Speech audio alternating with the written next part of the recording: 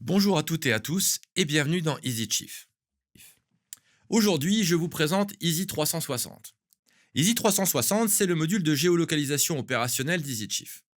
Il vous permet à la fois de vous localiser rapidement, de rechercher des coordonnées et d'afficher différents calques utiles sur intervention.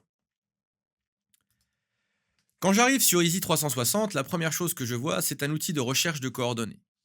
Là, je peux utiliser le type décimal ou sexagésimal pour les coordonnées GPS. Je peux aussi utiliser les coordonnées DFCI. Si, par exemple, je mets le coordonnées DFCI FD88 et que je clique sur OK, automatiquement, l'application me place le marqueur à l'endroit concerné. Ensuite, sur cette carte, j'ai un outil qui va me replacer sur ma position. J'ai ensuite un outil d'affichage des différents calques de la Google Maps. Et en bas de cette première page, j'ai une infobulle d'explication sur l'organisation de cette page. Elle rappelle 3 points importants. Le premier, c'est que lorsque vous allez passer en plein écran, vous allez accéder aux différentes options de calque.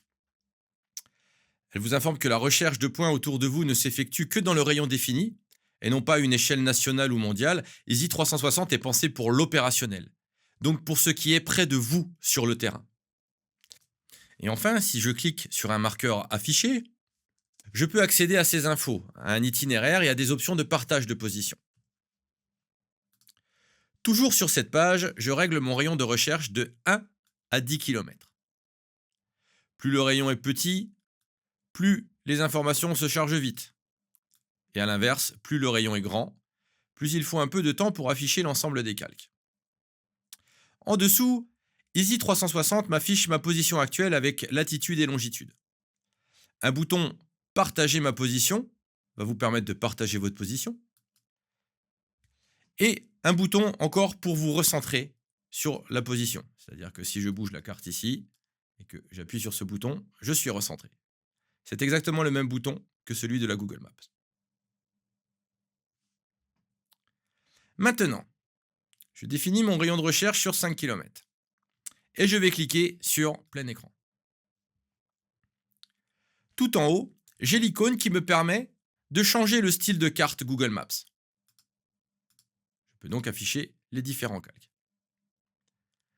Ensuite viennent les calques opérationnels. Le premier, c'est la recherche de coordonnées que vous aviez dans la page d'avant. Vous allez le retrouver ici.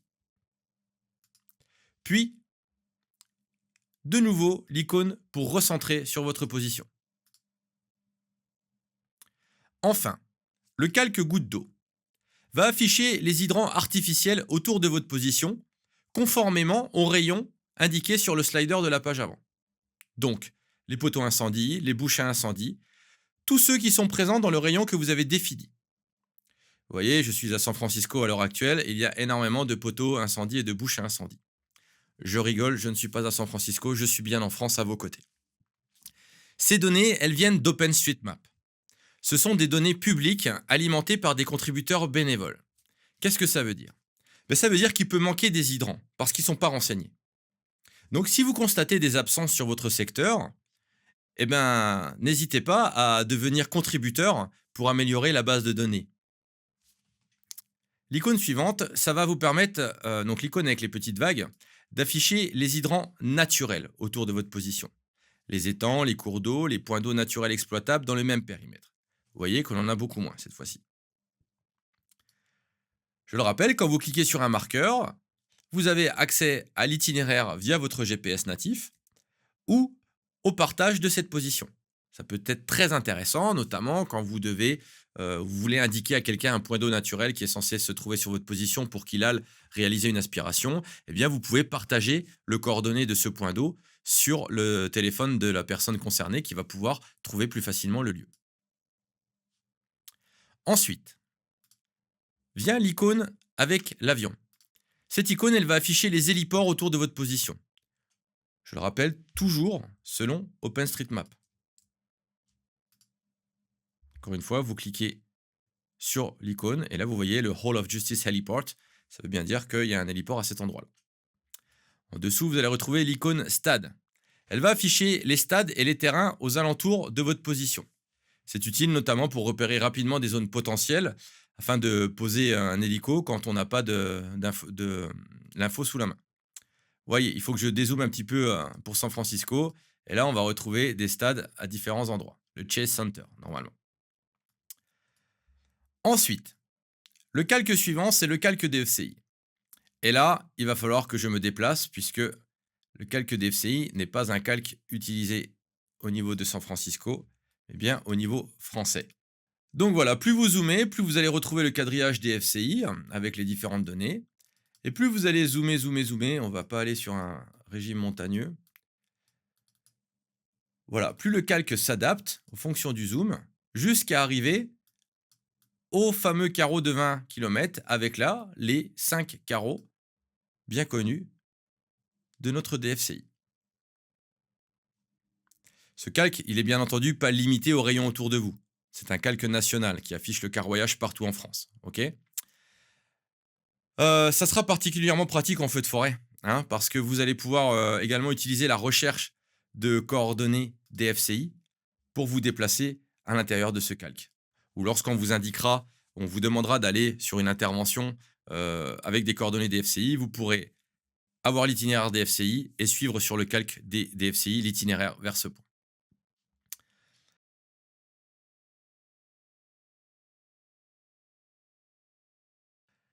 Enfin, le dernier calque, ici, il s'agit du calque du vent. Ce calque va donc vous afficher des flèches vous donnant la direction du vent et va répondre à un code couleur. En fonction de la couleur de la flèche, vous allez avoir ici la vitesse du vent. C'est un vrai plus pour anticiper une propagation, surtout en feu d'espace naturel. Ce calque vent est lui aussi mondial. Il n'est pas limité au périmètre autour de votre position. Vous pouvez donc dézoomer et l'utiliser au niveau national, européen et même mondial. On va avoir l'ensemble du vent, par exemple, sur la France en ce moment. Bien entendu, les calques se superposent. Vous pouvez afficher l'ensemble des calques les uns sur les autres. Voilà pour Easy 360. C'est un outil pensé terrain, pensé pour l'opérationnel, qui permet de se localiser, de chercher des coordonnées, d'afficher rapidement des calques essentiels autour de vous. Il n'est pas parfait. En attendant, j'espère que cet outil saura vous dépanner et vous aider lors de vos interventions.